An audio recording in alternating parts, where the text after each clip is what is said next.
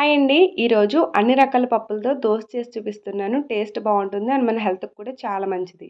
ముందుగా పావు కప్పు పెసరపప్పు, పావు కప్పు మినపప్పు తీసుకొని దీనిలో వాటర్ యాడ్ చేసుకొని పక్కన పెట్టుకోండి. వేరొక బౌల్‌లో పావు కప్పు శనగలు, పావు కప్పు పల్లీలు, పావు కప్పు బియ్యం కూడా వేసుకొని కొంచెం మెంతులు కూడా యాడ్ చేసుకొని వాటర్‌ని యాడ్ చేసుకొని వీటిని ఒక నైట్ మొత్తం నానబెట్టుకోవాలి. అంటే మార్నింగ్ బ్రేక్‌ఫాస్ట్‌కి ఇవాళ నానబెట్టుకోవాలి.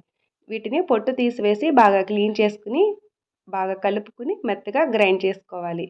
దీనిలోకి మిక్సీ జార్‌లో అల్లం, వెల్లుల్లి, పచ్చిమిర్చి, ఉల్లి ముక్కలు, జీలకర్ర కూడా వేసుకొని మెత్తగా గ్రైండ్ చేసుకొని మనం గ్రైండ్ చేసుకున్న పిండిలో యాడ్ చేసుకోవాలి.